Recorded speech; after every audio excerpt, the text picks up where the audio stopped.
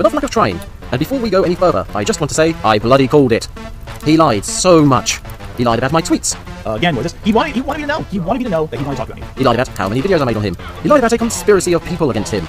And this is mainly like one of like 3 or 4 videos they've done about me. Oh, as a group. It's a group of people who've done this. But yeah, this is about 20 minutes long. We'll get started right here. And the second video they did 2 that they referenced.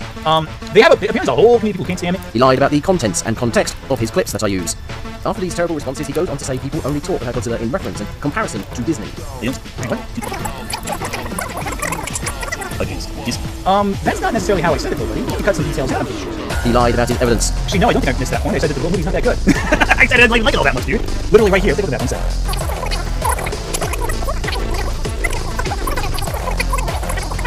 Don't seem to be the only thing I'm talking to is the food. A few moments later. It doesn't matter if he defends terrible media. And you know, in context of that video, I'm criticizing it, but okay, sure. I mean, a lot of people have it, don't like this movie. That's a common consensus. And a lot of people don't really like that film. No one ranks Godzilla 1985 when their favorite Godzilla film. If you look at people ranking the Godzilla films, 1985 is rarely ever ranked that high on their ranking. You have to cite every single person who didn't love Godzilla 1985. He lied about my editing. I think a lot of fans now, though, are so caught up in the serious, Oscar-winning kaiju size of that we're forgetting how inherently silly Godzilla is.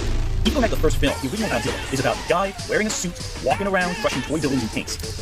Yeah, it is about that happening. And if you finish my clip, you would then hear me talk about the metaphor and allegory. It's funny how we take ideas out of context. There's more to it than that.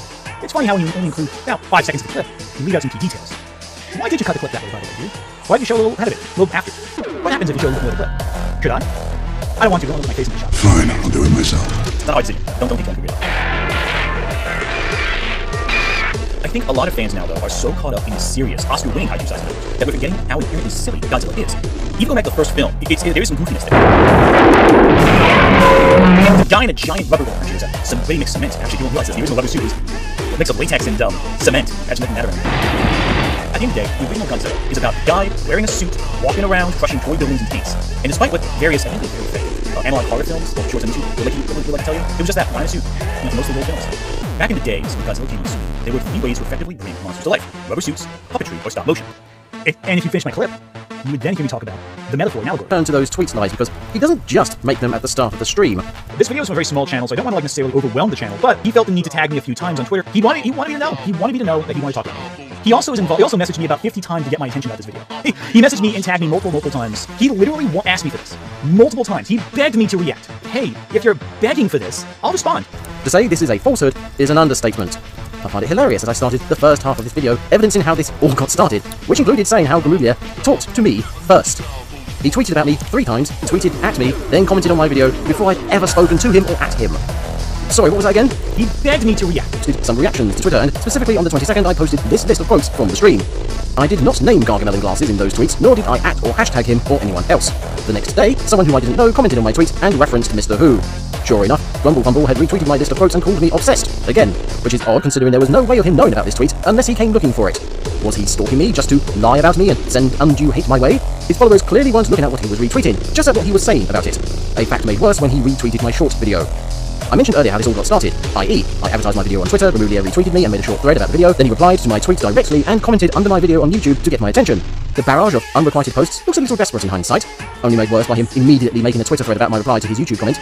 It honestly screams of someone starving for attention, which is why it felt like such an own goal when he said on stream that I begged him to watch my video multiple times. How could he say that when he'd watched my video multiple times before I'd ever spoken to him? It was the most obvious lie going, and was so easy to falsify with a single screenshot, which is what I did in my short video, and for a time I thought he was going to avoid it. I tweeted about the short video not long after the quotes, and yet he didn't mention it when he retweeted them. So imagine my surprise when a day later, he did retweet the short video. Imagine my lack of surprise when he buried it under a metric ton of screenshots of my tweets, and capped it all off with the message, "So you just messaged me once?" That's not what we were talking about, as I pointed out in my retweet that he never responded to because his balls ran away, again. And once again, his followers swallowed everything he had to vomit up without question. Crazy that this single video made a year ago can dismantle what he says in current day. Since he never changes, it makes sense honestly. Please watch the full video. Trust me, Anthony hasn't changed over a year.